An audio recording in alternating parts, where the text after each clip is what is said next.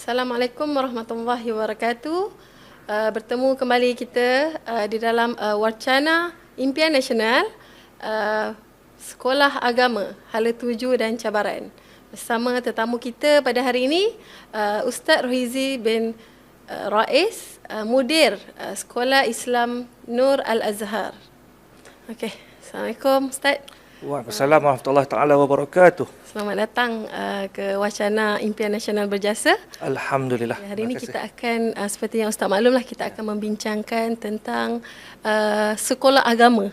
Dan isu ini mungkin yang menjadi topik yang kita rasa sangat diminati sebenarnya oleh ibu bapa sekarang kan. Banyak ibu bapa sekarang memilih aliran kan agama kan, berbanding dengan kalau kita bandingkan dengan 30 tahun lepas atau 20 tahun lepas. Dan bidang ni biasanya tak menjadi tarikan kan buat ibu bapa, tapi generasi ke depan ni mereka lebih memilih untuk anak-anak dihantar kepada sekolah agama. Jadi kita membincangkanlah tentang Hala Tuju dan juga cabaran lah. Dan mungkin Ustaz merupakan mudir ya Ustaz ya, daripada Sekolah Islam Nur Al-Azhar. Dan mungkin untuk mulai ni mungkin Ustaz boleh ceritakanlah sedikit kan macam mana boleh Ustaz nak menubuhkan kan sekolah agama itu sendiri.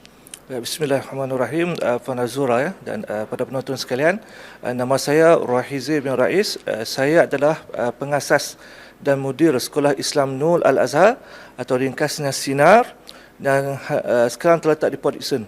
Sekarang saya sebut mudir dan pengasas. Biasa mudir lain, pengasas lain. Ya, tak, itu pada saya kekurangan dalam sebuah sekolah. Bila pengasas ada minda yang macam lain, mudir tak boleh ikut. Tak menguasai apa yang pengasas nak. Ya, betul. Ya. Sebab penubuhan sekolah Sinar ini sebenarnya berasaskan kepada keperluan anak sendiri, kemudian keperluan kawan-kawan dan sebagainya, yang apabila anak sudah besar dalam usia 8-9 tahun, kita mencari sekolah yang terbaik. Dan kita cuba sekolah integrasi. Tapi anak yang kecil itu mengadu, ni abah dah hafal juzuk 30 tapi nak tasmid tak sempat sebab masa untuk tasmid sikit sangat. So integrasi bagi dia, depan tu ada tasmid Al-Quran, kemudian subjek macam beza. Jadi dia minta boleh tak kita cuba mahat tahfiz. Ni anak umur 8 tahun. Cakap macam tu. Ada dua orang anak waktu tu, 8-9 tahun. Kemudian kita cuba mahat tahfiz yang berdekatan dengan rumah. Tapi tak tahan lama lah, 6 bulan, dan memang tunggal langgang lah. Memang sistem dia silibus yang sangat tak memuaskan. Dan saya pula memang saya daripada sekolah Mak Abdul Azhar Pokok Senar di Pulau Pinang, dan saya pergi Mesir mulai situ. Di situ kita dah ada satu silibus di mana pelajar muda berusia 15-16 tahun telah pun pergi ke Mesir dan habis dalam usia yang muda. Kan, jadi saya, kemudian sahabat saya Dr. Zuhdi Ahmad Khosasi, Dr. Irwan Sobri, kami ada anak masing-masing. Sekarang anak kami nak hantar ke mana? Hantar ke orang kita tak puas hati. Nak marah, itu sekolah orang. Ya, betul. Ikutlah dia nak buat apa pun. So akhirnya kita decide kita tubuhkan sekolah sendiri. Kebetulan mendapat satu tempat di Sepang, dan saya segera pindah. Saya dan keluarga saya terus pindah dalam kawasan tersebut, hutan, dan kita mula baiki bangunan-bangunan yang ada. Kemudian pada 2014 penghujungnya saya mulakan dengan kursus bahasa Arab. 2 minggu, kursus kefahaman Quran 3 minggu. Alhamdulillah mendapat sambutan yang luar biasa, dan 2015 kita mulakan pengajian dengan pelajar hampir 50 orang. Sangat mengejutkan. Batch pertama 50 orang Ustaz? Ya, mengejutkan. Sebab kita perkenalkan satu benda, kita bukan tahfiz. Kita berikan sesuatu yang lain. Di mana matlamat kita ialah kita nak melahirkan pelajar muda yang boleh alim dalam usia muda. Dan berarti kalau nak buat macam tu, mau tak mau kita kena tolak semua silibus yang ada. Yang harus pernah awal-awal lagi lah. Kena buang dah. Tahfiz kita tak terima, sistem dia macam lain. Dan pondok pun kita tak boleh lama sangat. Jadi kita susun satu silibus sendiri yang pelajar ini duduk dengan kita 3 ke 5 tahun, tetapi dia alim sebelum ke Mesir. Itu kita punya tagline. Alim sebelum ke Mesir. Kan? Maksudnya, misalnya dalam fiqh Syafi'i, mereka dah khatam 3 jilid fiqh Mahadi yang sebenarnya menjadi kitab di universiti. Pelajar ni umur 10 tahun, 11 tahun dia dah baca dah fiqh Taharah semua masuk munakahat. Tadi saya kelas fiqh jinayat. Pelajar tu berusia baru 12 tahun. Tapi mereka dah membaca dan bahaskan isu yang besar macam tu. Jadi itu idea asalnya. Itu cerita 10 tahun dahulu. Sekarang alhamdulillah Tahun ini kita dah berusia 10 tahun dan saya nak cerita juga kegembiraan kita sebab 24 orang pelajar muda kita telah pun berada di Mesir dengan 11 orang dah pun masuk ke Universiti Al-Azhar tingkatan pula tahun 3, tahun 2 dan tahun 1. Dan pelajar yang paling muda masuk ke Universiti Al-Azhar ialah berusia 15 tahun. Saya ceritakan kepada Puan Azura, kepada sahabat-sahabat dengar, bagi membuktikan bahawa sebenarnya kita ni anak Melayu Islam, kita cerdik. Tapi kita perlu beri peluang pada mereka supaya anak yang muda 10 tahun ini diajar oleh guru-guru yang alim, yang ada PhD, Master, BA. Itu yang kita buat di sini. Gurunya ada PhD, Master atau BA. Yang cemerlang. Mengajar budak 10 tahun. Ini yang Imam Syafi'i ajarkan. Kan? Jadi nak cari guru yang sanggup untuk mengajar budak-budak pun tak mudah. Kan kita melalui tapisan guru yang sangat ketat. Itu gambaran awal tentang sekolah inilah. Kalau Puan Azza duduk dalam hotel, sekolah gila ni. Ya, betul. Itu perkataan yang betul sebenarnya. Baru first time lah saya dengar. Ya, alhamdulillah. Memang sekolah gila, yang kita bercita-cita gila dan guru gila, pelajar pun gila untuk belajar. Itu yang kadang-kadang sampai pukul 12 tak habis lagi. Pelajar mesti steady lagi. 12 malam. 12 malam. Itu pun kita buat jadual baru ni, Puan Azura kan. Pelajar masuk ke dalam bilik saya, ketuk pintu, 2-3 orang. Ustaz, kenapa pula ni? Kami tak puas hati. Kenapa? Subjek kami tak cukup, ada lagi. Padahal 10 jam sehari dah. Dalam keadaan Sabtu cuti separuh hari je. Hanya separuh hari. Maknanya full kita buat 6 hari setengah belajar macam biasa. Dah habis jadual penuh dah. Ustaz tak cukup lagi. Kami nak subjek ni. Ya Allah budak ni. Saya kata jadual penuh dah. Boleh tak kami buat pukul 5 pagi sebelum subuh? Okey, buatlah. Ustaz masukkan jadual. Mereka buat. 5 pagi bangun. Masukkan belajar tentang kitab-kitab ni. Itu nampak bahawa pelajar-pelajar muda ini mereka bersemangat kalau mereka bersama dengan guru yang bersemangat untuk alim dan sebagainya. Alhamdulillah. Alhamdulillah. Jadi itulah sikit sejarah kenapa penubuhan Sinar itu sendiri. Jadi saya tertariklah dengan apa yang Ustaz cakapkan tentang pembelajaran. Maksudnya kalau anak-anak itu mula belajar tu pagi tu, aktiviti tu bermula daripada pukul 5 pagi. Pukul 5 pagi. 5 pagi dah bangun dah. 5:30 dah masuk ke surau untuk mengulang Quran. Kemudian solat, kemudian rehat, makan, kemudian masuk kelas sampai sekurang-kurangnya pukul 11 malam. Jadi semua mesti genap 10 jam. 10 jam. Jadi dalam kelas tu Ustaz macam mana? Ada berapa orang dalam satu kelas? Tak tentu dan usia pelajar juga tak sama. Kita tak memandang usia. Kita melihat kepada kemampuan pelajar. Sebab tu dalam kelas yang paling tinggi, kelas yang tahun ini akan ke Mesir ini 13 orang, pelajar paling muda berusia 14 tahun. Kan ada 15 tahun, 16 tahun tapi sudah boleh membaca kitab Arab dengan baik dan mereka sedang disiapkan untuk dihantar ke Mesir pada insya-Allah September ini. Ada 13 orang lagi. Jadi banyak orang kata kalau belajar agama ni tak ada hala tuju kan? Ya. Kan? Tak tahu anak ni nak ke mana.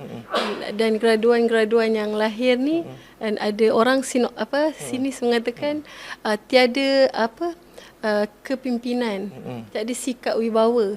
Tak boleh nak jadi pemimpin negara. Jadi apa pandangan Ustaz terhadap pandangan manusia, maksudnya pandangan masyarakat lah kan? Kalau ikutkan cerita Ustaz kan, sebenarnya anak-anak ini kalau digilap potensinya kan, dia akan jadi lebih hebat. Baik, insya-Allah. Pertamanya mungkin kita boleh setuju kalau memang silibus pendidikan kita agama kita yang kita masukkan silibus itu ada sekadar tahfiz Al-Quran, sekadar baca kitab Arab, kitab turas dan sebagainya. Kenapa kita tak kembangkan? Dan memang Pak sudah sebut tadi, orang memandang sinis kepada sekolah agama. Saya ingat zaman saya memilih untuk berhenti dari tingkatan 6 untuk masuk ke Pondok Pasir Tumbuh dulu. Dalam usia 18 tahun ketika itu, semua orang menentang termasuk keluarga saya. Jiran-jiran pun tolong tentang sekali. Zaman tu zaman tu saya masuk sekolah agama ni, dia petikai, dia nanti nak kerja apa? Kan? Saya kata saya boleh buat kerja apa-apa pun. Tapi waktu itu hati sudah ada. Sebab sajalah saya cerita dengan Pak Zura, saya dalam tingkatan 6 rendah ketika itu, baca Quran pun tak boleh. Dan saya ada seorang guru nama dia Allahyarham Ustaz Yusuf Osman, dia mudir di situ dan dia guru di situ dan dia ada sekolah nama Madul Azhar ni. Jadi dia perkenalkan untuk membaca Iqra. Zaman tu zaman Iqra dia perkenalkan. Jadi saya mula boleh baca Quran dengan Iqra. Itu masa tingkatan 6. Nah, 6 rendah. Tingkatan 6 rendah. Ya, Baru 6 mula baca Iqra. Baru mula. Saya cuma kenal alif, ba, ta, waw dan nun. Oh. Itu saya kenal. Hal lain semua tak kenal. Jadi mula 2 minggu kelas tu, kemudian keinginan untuk belajar lebih ada. Jadi pagi saya pergi sekolah, malam saya pergi pula ke sekolah seesok ni. Ma'hadul Azhar ni. Kemudian akhirnya saya tak puas hati, saya tak puas dengan ilmu yang saya dapat. Saya decide, saya berhenti, saya masuk ke pondok. Dan saya ke Kelantan lah, ke pondok Pasir Tumbuh. Oh, okey. Itu perjalanan dia. Tapi dia cerita dah zaman tu, siapa masuk sekolah agama memang lekeh lah. Orang kata macam-macam. Hari ni dah, siapa yang masuk sekolah agama semua bangga, mau ajak kampus dalam Facebook dan sebagainya. Alhamdulillah itu perkembangan yang baik, tetapi dia roda akan pusing. Apabila sekolah agama yang terlalu banyak, tumbuh bagaikan cendawan, tumbuh selepas hujan, tetapi kualiti tidak ada, akhirnya orang mula petikai. Kita tak esahkan mereka. Memang benar, kadang-kadang yang keluaran daripada tahfiz, sekolah agama ini, kualiti tidak ada. Bukan dalam bidang lain, dia tak boleh matematik, dia tak boleh English, tak apalah, dia tak belajar. Bidang agama sendiri. Tahfiz misalnya, bacaan, ingat ke tidak? Tajwid betul ke tidak? Makhraj betul ke tidak? Ini kita nak puasa ni, pakat-pakat ambil imam yang hafal Quran. Kadang-kadang dia hafal Quran, bacaan dia tunggal langgang. Jadi itu keboleh pasaran yang sebenar. Kita bidang agama. Kan? Sebab tu saya sangat-sangat nak menegur kawan-kawan, mungkin kawan-kawan akan marah pada saya. Kan, kita buka sekolah, kita tahu matlamat kita. Jadi, kalau kita tidak ada satu silibus, ke arah mana selepas pelajar ini duduk di sekolah kita, mengapa kita buka sekolah? Macam Sina, saya kata target kita memang Azhar. Dan kita nak mereka habiskan BA, Master, PhD di Azhar, insya-Allah. Maka kita susun persiapan di sini. Itu yang 10 jam sehari tu. Sebab kita target kita lebih tinggi daripada itu. Dan kita usaha pelajar pula memang separuh jiwa mereka dah ada di Mesir. Semua angan-angan dan macam tu. Jadi sekarang kita lihat, misalnya sekolah tahfiz, hafal Quran. And then what? Nak ke mana? Akhirnya ambil fast track SPM. Lepas tu nak ke mana? What's next? Kalau lulus, kalau tak lulus, kan tak semudah itu SPM. Kalau tak lulus, nak ke mana? Akhirnya kerja di kedai dan sebagainya. Dan kalau lulus pun, akhirnya mengambil bidang lain. Kalau dah memang cadang nak ambil bidang lain, apa matlamat asal kita hafal Quran?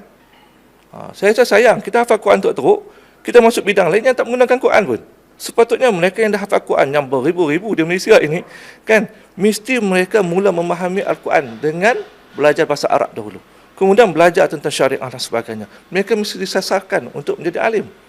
Sampai hafal Quran. Kalau tidak, Al-Quran pun hilang. Hafal 5 tahun, kemudian masuk dalam bidang lain di universiti, wajib hilang. Kerja pula bidang lain, tak akan hilang. So, matlamat ke arah mana sebenarnya? Kan? Saya rasa kalau tanya saya apa beban atau masalah paling besar sekolah agama, tidak ada lalu tuju. Orang buka, kita pun buka. Kan, pada saya itu nasihat saya lah, bukan kita pandai tak, kita membaru 10 tahun, tapi kita ada pengalaman. Dan saya seronoklah hampir setiap bulan kita diziarahi oleh rakan-rakan yang berminat nak buka sekolah. Boleh tak kami nak belajar dengan ustaz? Saya datang, kita tak pernah sembunyikan apa-apa. Kan, Jabatan Agama Islam Sarawak datang, Sabah datang, Kementerian Pendidikan, bahagian JECOF, bahagian STAM datang untuk melihat silibus kita macam mana. Kita bawa satu bas yang datang di depan pelajar-pelajar semua tu. Saya panggil pelajar duduk depan, baca kitab depan semua pegawai yang datang, yang lepasan Azhar, lepasan Jordan, yang pensyarah semua datang, baca. Mereka datang ke depan, buka buku, pelajar baca dan terjemah. Tak payah hati lagi, buka tempat lain pula, baca terjemah. Budak baru 13-14 tahun. Jadi saya cuma nak katakan, bukan nak menunjuk, kita kata kita boleh buat, tetapi silibusnya kena diubah. Kan? Kalau betul nak bahasa Arab, mula tingkatan 1 dah mulakan bahasa Arab. Jangan nanti dah tingkatan 4 baru nak mula. Ditunggang langgang lah. Jadi tengok kita nak buat apa sebenarnya sekolah agama ni. Nak lahirkan apa? Takkan nak imam tarawih saya ikut. Saya rasa tidak munasabah lah. Daripada saya, susun betul-betul target itu dan sasarkan bahawa kita nak melahirkan ulama yang suatu hari akan memimpin ummah. Barulah kita akan berusaha sungguh-sungguh.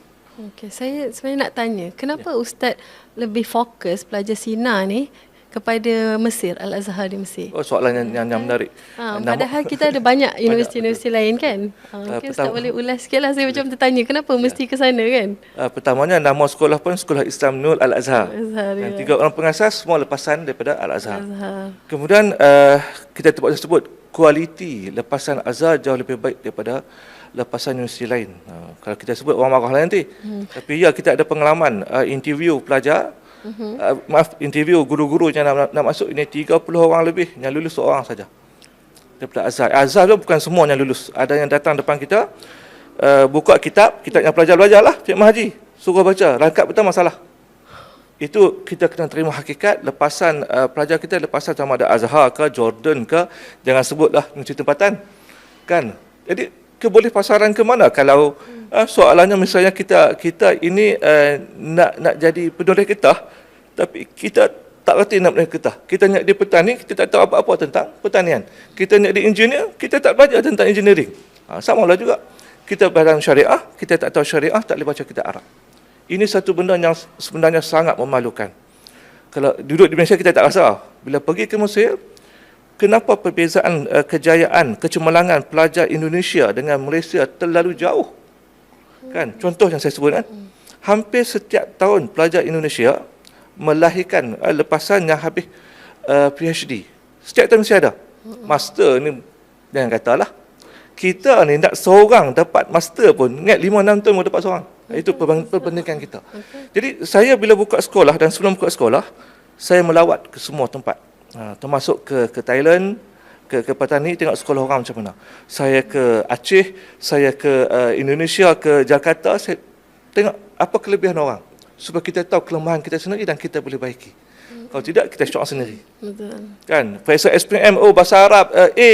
Semua orang tahu A itu apa dia. Kan? Karangan semua hafal. Siapa yang tak tahu? Dan Stam pun kan bersama dengan Gustam kan. Mungkin Gustam ada yang tengok sini. Mereka sendiri sebut, Ustaz semua kita bagi ringkasan Ustaz salin dia. Kan? Cuba tanya, hafal saja. Hadis semua hafal. Hafal. Jadi bila pergi ke Mesir tak ada nak hafal macam tu. Tak lulus lah. Pergi tahun 1 tak lulus, mengulang. Jadi Azhar ni dia akan nilai bila diberikan muadalah, mereka yang masuk tahun ini dia akan tengok lulus atau tidak.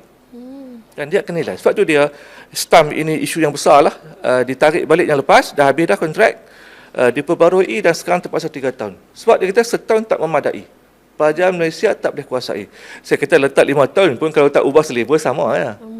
Sebab tu rakan-rakan kita yang datang daripada Jabatan Pendidikan Malaysia bahagian agama ni, kita berikanlah bagaimana nak buat.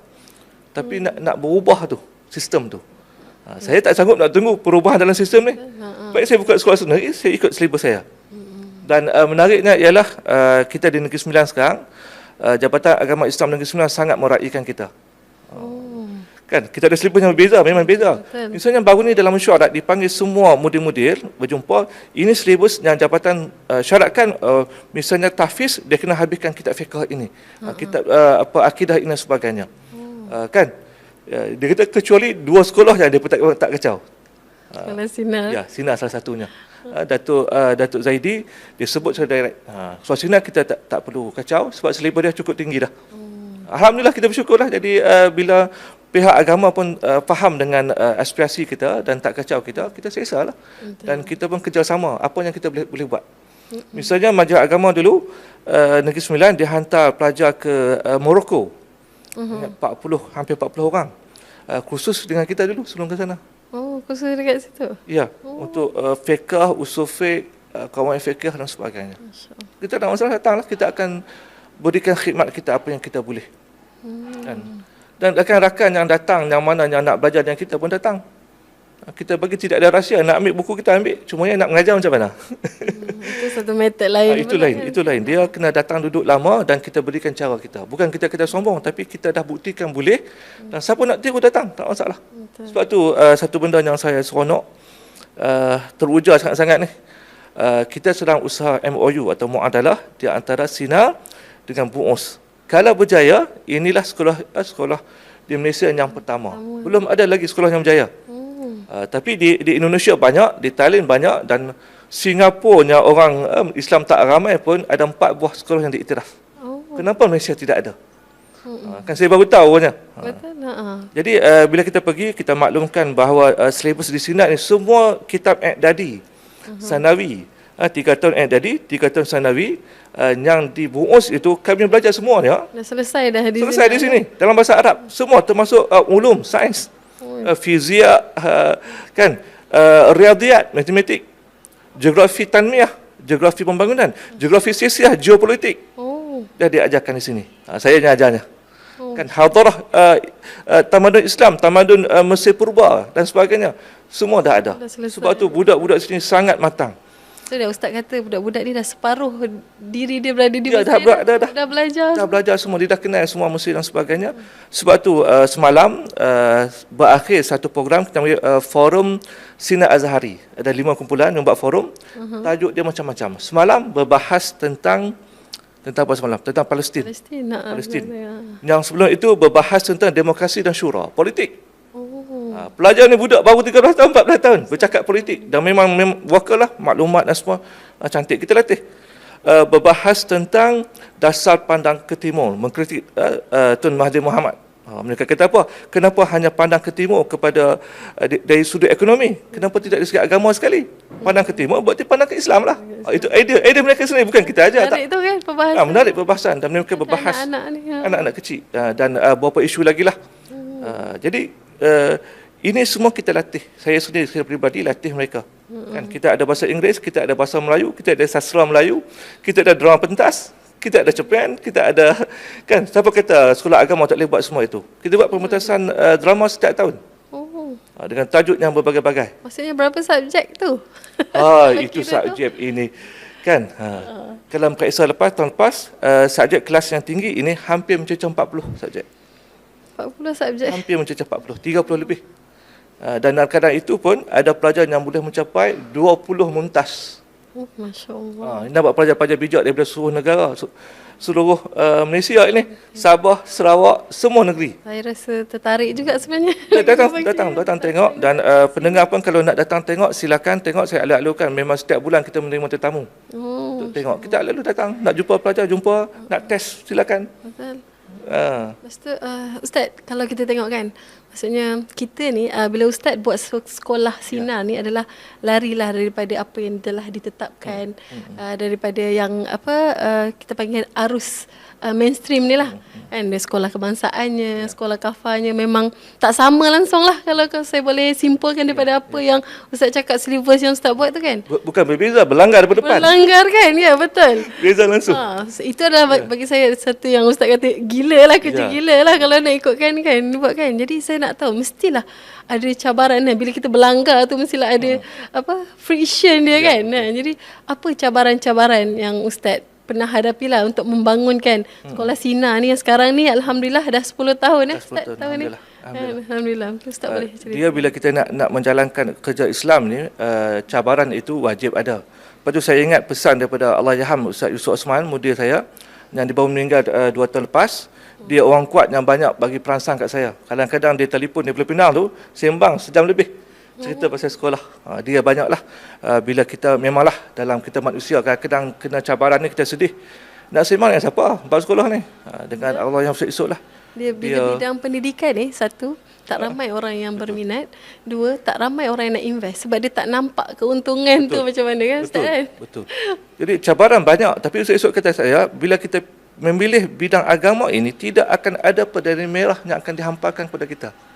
Yang ada ialah merah darah dan air mata. Dia sebut macam tu. Itu saya, apapun cabaran yang datang kepada saya boleh terima. Tak ada masalah. Mereka nak kecam sinar kan, nak sekat sinar kan, perangai mak ayah, perangai guru, perangai pelajar, semua sebahagian daripada ni. Sampai lali. Sampai tu malam muda kita tegurlah, Ustaz tak rasa apa, kalau pelajar buat macam-macam ni, ibu bapa buat macam-macam. Dia jadi tidak ada apa-apa lagi. Kita dah bersedia. Apa pun berlaku jatuh, kita bangun balik. Tak masalah. Orang nak sekat ke atas, kita masuk ke bawah. Sekat kanan, kita masuk ke kiri. Itu Islam. Sebab kita buat dalam satu kelompok. Islam bukan minoriti lagi. Walaupun bukan lagi yang teramai. Walaupun jumlah kita ramai. Kita tak kuat. Kita terpaksa lari seperti tikus yang nak kena pukul dia. Lagi sana, lagi sini. Menyusup lah kita. Menyusup montan tempat. Itu keadaan kita. Kita tak kuat sebenarnya. Walaupun kita paling ramai. Kita tak kuat. Sebab tu bila nak memilih bidang agama, mesti berjasa juga sama. Memilih untuk berjuangkan Islam, macam-macam orang kata. Betul tak? Macam-macam cabaran kita tahu. Kan? Sekolah agama lebih-lebih lagi lah. Tapi kalau kita buat betul dan matlamat kita betul, kita gembira dengan apa yang kita lihat. Alhamdulillah. Pada saya, yang paling besar masalah sekarang di mana-mana sekolah agama bukan keuangan. Keuangan biasa saja. Takkan ada duit. Kalau buka sekolah kaya. Ustaz, jadi itu bukan masalah. Bukan masalah. Ada masalah. Dah lali. Kadang-kadang ada duit, kadang-kadang tak ada duit. Terpulang lah. Saya ingat 3 tahun pilihan pertama, Ya. saya tak dapat gaji. Ditanggungkan gaji. Saya bayar gaji guru dulu. Yang masak tu isteri saya yang tadi tu, dia orang kuat saya. Masya Allah. Dia yang masak dan kami makan apa saja yang pelajar makan. Jimatlah dia berjimat. Kalau pandai orang masak, dia akan masak dengan tak elok, dengan membazir dan sebagainya. Isteri pula yang pandai masak, dia pelajar punya happy. Oh, Alhamdulillah. Kan? Tu yang sihat tu. Dan saya tak pernah berkira bab makan. Waktu kita habiskan sehari berapa kilo? 15 ke 16 kilo sehari makan nasi. Nak tambah. Saya sepanjang 10 tahun ni tak pernah menghidangkan ikan kering kepada pelajar. Tak pernah. Ayam 4 kali. Seminggu potong 16. Orang perempuan faham lah, tanya orang lelaki pun bukan faham. Yalah, besar lah 16 tu besar. Ya, besar. sebab mereka belajar tempoh panjang, mereka sedang membina proses pertumbuhan, mereka perlu cegah. Sayur mesti ada, buah kita usahakan bagi ada. Dan kadang kalau saya tak sibuk, saya masak sendiri. Minggu sebelum ni saya masak mi mamak. Kita orang Penang kan? Mi goreng mamak lah. Kan? 10 kilo. Oh, 10 kilo. Habis. Oh. Habis. Ini minggu depan pula saya akan masak nasi daging. Memang resepi Penang lah ni. Hari Sabtu, nak memang hari Sabtu. Kena hari Sabtu ada. Jadi nak bagi tahu bahawa untuk mencapai itu, nak jaga pelajar dari segi kesihatan dia, dari segi akhlak dia, bukan mudah. Sebab tu saya pindah masuk ke dalam sekolah. Saya bersama dengan pelajar. Pukul 12, pukul 1 kita tengok pelajar lagi. Dia tidur ke belum? Kan? Ni apa gate kunci ke tidak? Kan pelajar sakit, kita lah sampai pukul 1 pagi, 2 pagi. Itu Hari-hari ya Ustaz. dia sakit. Ini sekali sakit ramai. Jadi kalau kita tidak boleh nak berwakafkan diri kita kepada sekolah, mudah jawapan dia, jangan buka sekolah.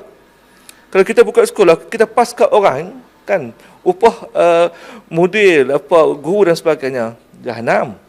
Saya kata awal-awal itu dah berlaku banyak dalam sekolah. Kan? Dia tak tahu apa berlaku kepada anak-anak, kepada pelajar. Apa guru buat, bagi makan apa. Saya ada depan mata saya. Apa yang guru tak masuk kelas, pelajar akan lapor kepada saya. Pelajar kita pun hebat. Kan? Sampai mereka bila lapor, Ustaz, kita pernah ambil guru, pelajar buat laporan kat saya, Ustaz, ustazah ni mengajak bacaan bahasa Arab dia bagi salah. Sudah kata. Okey, tak apa, biar ustaz tengok dulu. Guru baca salah, pelajar tegur. Sebab pelajar lebih baik daripada dia. Guru pula tengah buat master bidang lurah bahasa Arab. Jadi saya tengok balik bila dia menulis kat papan, dia bergaris, saya kata salah besar ni. Panggil balik, tukar subjek lain yang tidak ada bahasa Arab. Akhirnya guru ni berhenti, dia terasa sungguh pelajar tegur dia direct. Jadi memang salah nak macam mana? Dan itu gambaran macam mana pelajar ini. Dan saya latih pelajar sangat kritis. Hatta kalau saya buat undang-undang atau saya mengajar pun, tak betul dia angkat tangan. Ustaz, bukan macam ni kah? Saya tengok balik. Okey, betul. Kamu betul, saya salah. Saya mengakulah. Saya buat undang-undang, saya buat silibus. Mereka akan persoal balik. Kan saya bincang dengan pelajar. Masuk semua ni. Ini jadual yang saya buat. Ini subjek kita untuk tahun ini yang kita nak kerja. Apa perbahasan? Pakai angkat tangan. Ustaz, subjek ni sekali ya seminggu. Kita nak 2 kali, tak cukup. Ustaz, subjek ni tahun lepas Ustaz kita nak mengajar, kenapa tak mengajar? Tak ada ni. Kita tengok jadual penuh dah. Kan, dan sebagainya. Dan sampai peringkat saya minta pelajar bentangkan balik dapatan mereka sepanjang dalam tempoh misalnya 2 sem 6 bulan. Okey, bentang depan saya apa yang mereka dah belajar dan mereka boleh kritik guru yang mengajar atau minta tukar. Kan? Dan saya akan dengarlah betul atau tidak depan saya ni, dan mereka sangat berani. Itunya pergi ke seminar mana-mana pun, mereka bercakap. Kecil cakap, seminar standard ni bukan seminar budak-budak ni. Ke DBP, ke UM. Ini UM nak pergi lagi 15 hari bulan bersama dengan set Naked Alatas. Kali kedua ni. Sebab buku dia memang bukunya yang bahas tu memang buku teks kita. Kan, dia orang pergi dan sangat excited. Bukan saya paksa nak pergi tak orang pergi sudah. Tapi dia excited, berkenalan dengan tokoh-tokoh hebat semua ni. Dia membaca buku yang cukup banyak. Kan? Itu kalau Pak Rizal tengok yang buku apa yang dia orang beli, kan, RM500 tu clear sekejap. Mak ayah bagi RM500 untuk beli buku. Beli kitab-kitab lah. Kalau anak saya beli komik je. Tak ada komik, dia orang tak baca dah. Kitab-kitab falsafah, sejarah dan sebagainya. Bukan kitab Arab ni, Inggeris, Melayu dan sebagainya. Sebab kita latih perkembangannya macam tu. Itu saya kata, kenapa tak boleh? Sebab sepanjang saya latih, mereka boleh buat. Soalnya kita nak bagi peluang tak budak yang kecil ini untuk berubah. 2 hari lepas saya beli pokok dengan isteri saya, tanamlah dekat dia bagi cantik sikit. pokok bunga raya, hybrid. Maksudnya hybrid ni yang kecil tapi dah tumbuh bunga. Bunga. Jadi pokok yang hybrid itu kita terima. Kenapa pelajar hybrid kita tak terima? Oh. Betul tak? Betul juga. Sinar ni pelajar hybrid, kecil badan. Tapi ilmunya jangan pertikaikan. InsyaAllah. Dia boleh baca kitab Arab tu 90% betul. Kan? Nak challenge boleh. Cuba tengok, suruh dia baca. Jadi sebenarnya kita perlu mengembalikan sebenarnya kegemilangan Islam di mana Sultan Muhammad Al-Fatih dari kecil sudah dididik kan untuk menjadi panglima perang dan ketua negara, Usamah bin Zaid yang menjadi panglima perang pada usia 16 tahun. Dan begitu juga kisah Imam Syafi'i kan, umur 12 tahun sudah merantau kan untuk menimba ilmu. Dan jadi itulah Islam yang sebenarnya ya Ustaz. Jadi cabaran kita sekarang ni ibu bapa menampakkan bahawa bila sekolah agama tu macam nak tak nak je. Kadang ada yang tak merasa kepentingan hantar anak kepada sekolah agama. Sebab apa? Sekolah agama ni tak penting. Satu, ibu bapa kata sekolah agama ni macam sekolah kafar kan. Sekolah kafar macam tak perlu pun tak apa. Maksudnya tidak memberi efek pun sebenarnya kepada kehidupan anak ke depan. Jadi boleh tak Ustaz ceritakan sikit tentang, kalau kita ceritalah, kalau sekolah agama dengan sistem yang sedia ada ni memanglah maksudnya berkait dengan tentang kebolehpasaran pelajar tu sendiri sebenarnya. Kan? Maksudnya apa yang sepatutnya kita buat dalam sistem sekolah agama kita ni. Sebab kalau ikut perlembagaan ni, Malaysia ni adalah sebuah negara Islam. Dan sepatutnya kita lah yang perlu ke depan tentang isu ni, terutama yang berkaitan tentang pendidikan anak-anak sendiri. Betul. Mungkin Ustaz boleh ulas. Bila sebut tentang nasib pendidikan ni, satu benda yang pada fikiran saya malang, sedih sangat ialah nak mencari sebuah parti politik yang betul-betul kuat mempertahankan sistem pendidikan Islam ni. Saya ingat tak ada dah sekarang. Semua orang kadut benda lain. Kan? Pada saya tak memadai, walaupun ada mereka mendakwa pada saya tak memadai. Semua. Kan? Kalau betul bela, mesti bela macam mana orang Cina membela pengajian mereka di sekolah Cina. Kenapa mereka boleh bela? Pada saya itu hak mereka. Mereka nak bela. Soalnya kenapa kita tak bela? Kan? Sebab sebenarnya kejatuhan teruk, kalau Puan Azura, kalau boleh saya kongsikan, kejatuhan teruk sekolah agama ialah apabila 4 senawi dimansuhkan. Maka pondok, walaupun dia tidak SPM, dia hantar dulu lepas 4 senawi hantar ke Mesir, ke Mekah dan sebagainya. Bila tiba-tiba kerajaan hendak kononnya mensepadukan sijil agama dengan stam, baguslah, nampak macam cantik. Tapi sekolah-sekolah agama ni sudah tidak ada haluan. Jadi pelajar pun pakat keluar dan sebagainya.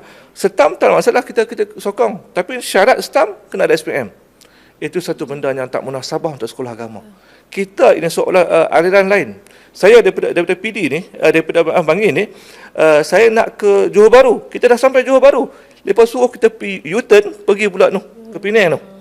Betul. Saya merasa juga sebab adik saya pun ambil SPM, rasa baru nak ambil stam, dia rasa macam sangat buang masa sebenarnya, tak relate pun sebenarnya.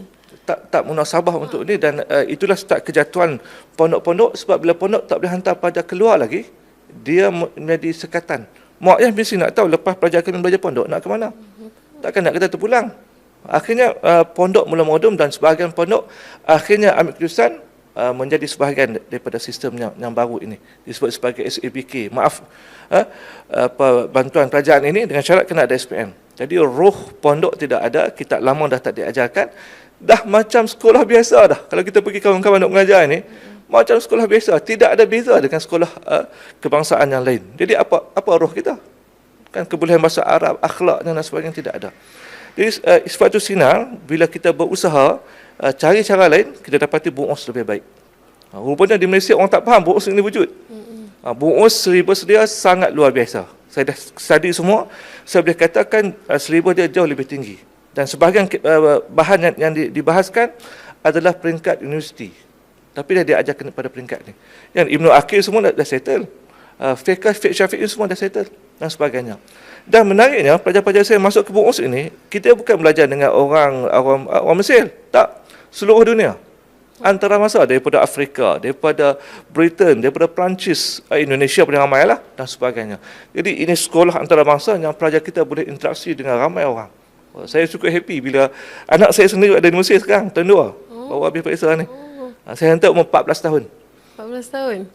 Kita akan kata macam, 14 tahun Ustaz, nanti macam mana mereka nak jaga diri dengan akhlak. Biasa kami di fitnah banyak, hantar ke Bungus ini pelajar buas, tak masuk kelas dan sebagainya. Itu pelajar orang lain yang hantar tanpa persediaan. Pelajar kita tidak ada.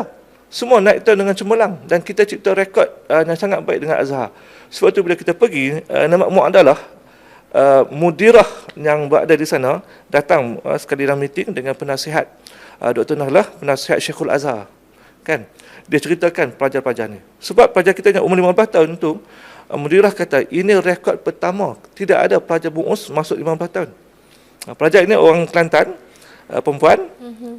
Dia masuk umur 15 tahun, 6 bulan saja dia masuk Bungus. Bukan setahun, 6 bulan saja. Periksa, lulus cemerlang, dapat markah 90 lebih, terus masuk tahun 1 Al-Azhar. Umur 15 tahun ketika itu. 15 tahun. Ya, tahun 1 Jidan, baru ni tahun 2 Mumtaz. Tahun lepas pelajar kita 3 Mumtaz, seorang Jidan, 4 Jid. Semua naik tahun. Sekarang ada 11 orang semua. Kan kita cuba mengejar. Jadi saya ceritakan semua ini bukan kita nak sombong. Nak cerita bahawa sekolah agama boleh buat lebih baik. Kenapa takut dengan kekangan SPM dan sebagainya, kan? Kalau kita nak tak mau SPM, kita buatlah satu silibus yang lebih baik. Betul. Supaya kita boleh capai SPM. Seakan-akan diorang sistem yang ada sekarang seakan-akan menyekat potensi sebenarnya anak-anak kita sebenarnya, Ustaz. Ya, sangat-sangat. Satu, masa, berkaitan tentang masa. Lepas tu, 2, potensi yang ada pada anak-anak ni, kan, kita tak gilap sebenarnya dengan baik lagi dengan sistem yang ada ni. Kalau kita tak kata pun, mereka yang dalam bidang pendidikan pun kritik banyak silibus yang kita ada hari ini, kan, terlalu tinggi, terlalu rendah dan sebagainya. Jadi daripada kita sibuk nak tunggu mereka tunggu ubah silibus, ada lebih baik kita buka sekolah kita sendiri dengan silibus yang baru. Yang saya harapkan Sinar ini menjadi rujukan sekolah agama yang lain. Kalau lepas ni berjasa nak buka satu bidang, walaupun individu yang akan buka sekolah, tapi silibusnya nak ambil di mana? Nak belajar dengan Sinar, ahlan wa sahlan. Saya masak nasi daging lagi untuk sambut, kan? Alhamdulillah, amin, insyaAllah. Kan? Datang belajar, bawa guru tengok. Jangan datang sekali, datang. Tengok betul-betul, belajar. Silibusnya macam mana sampai kita boleh capai tahap ini. Sebab sebenarnya, subjek-subjek seperti Nahu, kalau di pondok berapa lama kita kuasai? Sangat lama, tasrif itu pun bertahun. Tapi kita boleh buat dalam masa 6 bulan. Maknanya kita ubah sesuai silibus cara belajar itu dalam bahasa Arab. Dalam masa 3 tahun mereka dah habis Ibnu Aqil. Ibnu Aqil tu kalau di pondok 5-6 tahun baru boleh masuk, kan. Jadi pergi ke Azhar, tahun 1 mereka ulang balik apa yang mereka telah belajar. Fiqh Mahaji mereka dah belajar habis, fiqh Syafi'i. Usul fiqh mereka dah belajar. Semua dah dalam kepala dah ada. Ni. Ashbah wa nazair qawaid fiqhiyah, kalau saya di Azhar Darul Syariah, tahun 3 baru masuk. Mereka dah belajar sekarang. Saya ajar sendiri Ashbah wa nazair. Budak usia 14 tahun berbahas tentang perbezaan mazhab dan sebagainya. Kan mereka dah mulakan. Itu yang kita nak macam tu. Kalau nak buat sekolah agama yang berbeza dengan arus perdana, buat dengan lebih baik. Jangan lagi lekeh dengan mereka. Kalau tidak mereka akan kata macam-macam. Kan? Saya bagi semangat sebenarnya tasjid untuk berjasa sendiri untuk rakan-rakan yang di luar sana yang ada sekolah. Daripada kita habiskan duit kita banyak ni nak buka sekolah, memang tak untung pun. Kan rugi lagi kita, duit kita yang habis banyak sebenarnya. Biarlah berbaloi. Hasilkan satu generasi yang balik nanti 20 tahun nanti pelajar Sinar akan balik, mereka yang akan mencorakkan Sinar, mencorakkan Malaysia ini dengan apa yang mereka belajar. Sebab kalau bidang pendidikan misalnya, mereka lah pensyarah yang boleh bahasa Arab, bahasa Inggeris dan sebagainya. Kan dalam bidang politik mereka akan masuk, mereka kesudahan lebih besar lagi. Mereka tahu tentang politik, perniagaan mereka boleh buat, tak ada masalah. Dan mereka yang akan mencorakkan Malaysia pada hari ini. Kalau berjasa nak mencorakkan Islam di Malaysia ini, mulakan dengan pendidikan. Kan? Kita dah mati waktu itu, insya-Allah takkan hidup lagi kot. 20 tahun lagi mati. Tapi benih yang kita semai ini akan tumbuh selepas kita meninggal dunia. Itu harapan saya, insya-Allah. Ya. Okey. Jadi alhamdulillah kot.